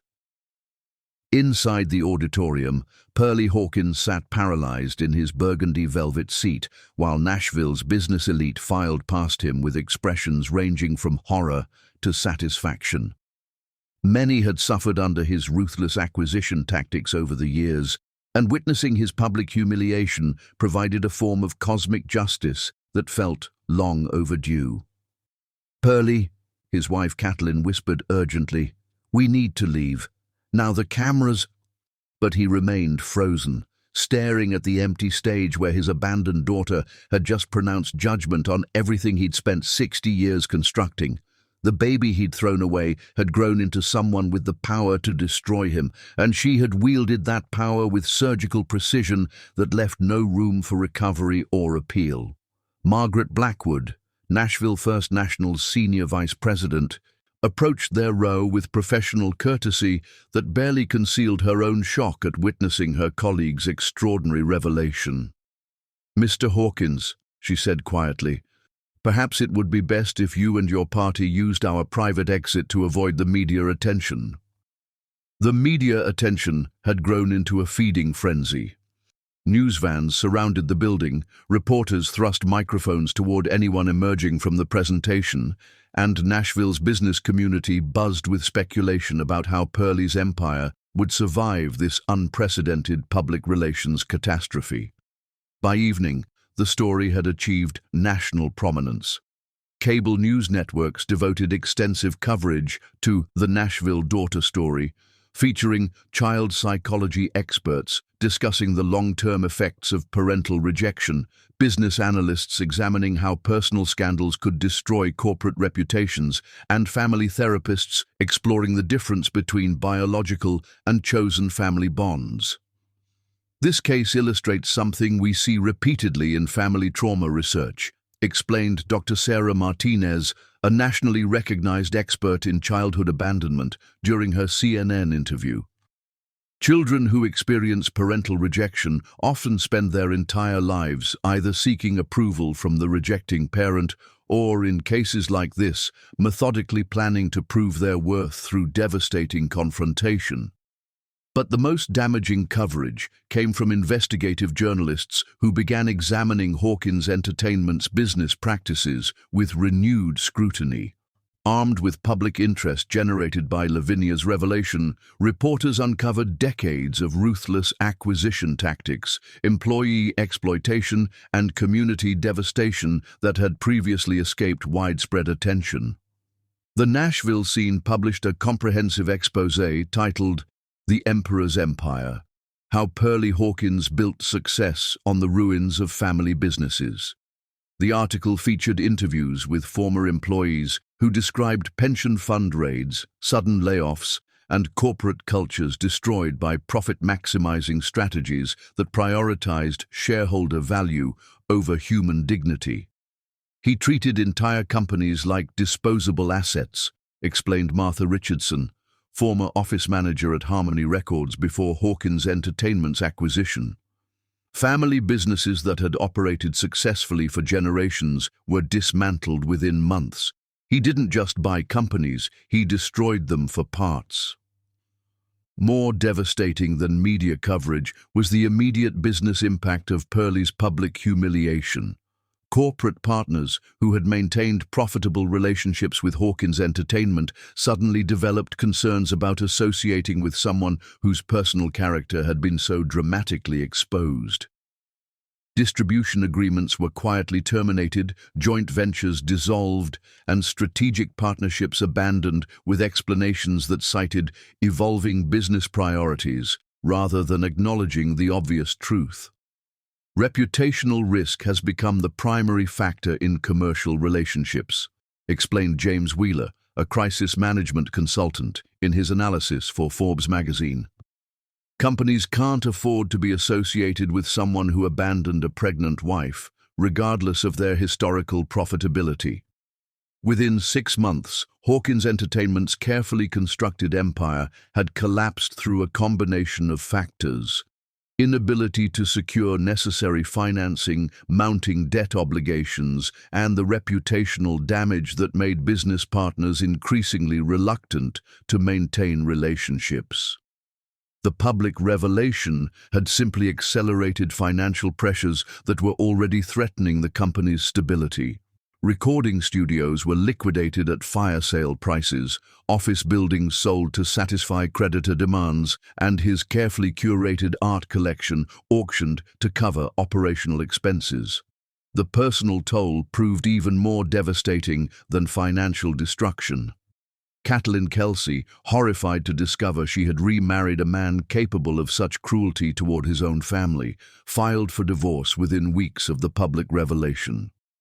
Her attorney's statement to the media emphasized that she had been completely unaware of Mr. Hawkins' abandonment of his pregnant wife, and had she known such information, would never have entered into marriage with someone capable of such unconscionable behavior. Nashville's social circles, which had once competed for invitations to Bellmead dinner parties, now treated Pearlie as a pariah whose presence could contaminate their own reputations. Country club memberships were quietly revoked, charity board positions rescinded, and invitations to galas and fundraisers stopped arriving at his increasingly empty mansion. The isolation destroyed him more thoroughly than financial losses. Pearlie had built his identity around commanding respect and admiration from Nashville's power structure, but overnight he had become someone people crossed the street to avoid. Former associates who had once courted his favor now refused his phone calls, and business meetings that might have salvaged portions of his empire never materialized because no one wanted to be photographed in his company. His health, which had remained robust throughout decades of high-stress business warfare, deteriorated rapidly under the combined pressure of financial ruin and social ostracism. Chronic insomnia left him gaunt and hollow-eyed. High blood pressure medication couldn't control the hypertension caused by constant stress, and his once commanding physical presence diminished into something that resembled a haunted scarecrow. 6 months after Lavinia's public confrontation, on a humid February evening in 2025, Pearlie Hawkins suffered a massive heart attack while sitting alone in his Bellmead mansion. The paramedics who responded to the automatic alarm system found him collapsed in his empty office, surrounded by the remnants of awards and accolades from an empire that no longer existed. He died as he had chosen to live, alone, unloved, and forgotten by everyone who might have mourned his passing. The obituary in the Tennessean was brief and factual. Pearlie Hawkins, 60, former owner of Hawkins Entertainment, died February 15, 2025, at Vanderbilt Medical Center following cardiac arrest. He is survived by no immediate family members. Private services were held at Woodlawn Memorial Park. Lavinia did not attend the funeral, though she sent a modest floral arrangement with a card that read simply, "From the daughter you never knew." The gesture was witnessed by no one except the funeral director, who later told his wife that he'd never seen anything more heartbreaking than flowers sent by a child to the parent who had abandoned her. 6 months later, in August 2025, Nashville had largely forgotten about the rise and fall of Pearlie Hawkins. His former empire had been absorbed by more ethical competitors, his Belmead mansion purchased by a tech entrepreneur who appreciated its architecture while remaining ignorant of its tragic history, and his grave marker bore no visitors except for groundskeepers who maintained the cemetery's landscaping. But in a modest Green Hills home that had become synonymous with love and chosen family, 3 generations gathered around the same kitchen table where Freeman had once fed a desperate pregnant woman and her newborn daughter. The August afternoon sunshine streamed through windows that had witnessed more genuine happiness than mansions worth 50 times their value. "Dad," Lavinia said, using the title that meant everything to both of them, "we have an announcement." At 65, Freeman Cole had aged into the kind of distinguished gentleman that suggested wisdom earned through decades of choosing kindness over convenience. His hair was completely silver now. His hands showed the gentle weathering of a man who had spent 45 years helping others achieve their dreams through careful banking advice. But his eyes still held the same warmth that had saved 2 lives during a long-ago December storm. Temperance, at 48, radiated the serene beauty of someone who had survived trauma and emerged stronger rather than bitter. Her honey-colored hair now showed silver threads that Freeman claimed made her more beautiful than ever, and her Tennessee whiskey eyes still sparkled with the intelligence that had first attracted a younger, crueler man who had never deserved her love. "What kind of announcement?" Freeman asked, though his experienced father's intuition had already provided the answer. Lavinia exchanged glances with her husband Marcus, a gentle high school English teacher she had met while volunteering at the same literacy center where Freeman still donated his Wednesday evenings. Their courtship had been built on shared values rather than strategic advantage, and their marriage represented everything her biological parents' relationship had failed to become. "You're going to be a grandfather," Lavinia said, her hand moving instinctively to her barely visible belly. "Due in June." Freeman's eyes filled with tears of pure joy, the same expression he'd worn 25 years earlier when tiny fingers had first grasped his index finger in a hospital delivery room. "Boy or girl?" he asked. "Does it matter?" Lavinia replied with a smile that held no shadows, no hidden agendas, no calculations of worth or disappointment. "Not one bit," Freeman whispered, pulling his daughter into an embrace that encompassed 3 generations of chosen love. "This baby will be cherished completely no matter what." Through the kitchen window, August sunshine illuminated Nashville's familiar skyline, the same city where a pregnant woman had once been thrown into a storm, where a newborn's cries had announced her arrival during a blizzard, where a daughter's revenge had proven that love was stronger than any empire built on cruelty. And in a cold, lonely grave at Woodlawn Memorial Park, Pearlie Hawkins rested knowing he had thrown away life's greatest treasure, a daughter's love, for the illusion of control over a legacy that had died with him. But inside a warm kitchen filled with laughter and upcoming grandparent preparations, that daughter had built something far more valuable than any business empire, a family bound by daily choices to love, protect, and celebrate each other, regardless of gender, genetics, or society's expectations. The daughter who had been called worthless had proven herself priceless, not through revenge, but through her capacity to create the very love she had been denied.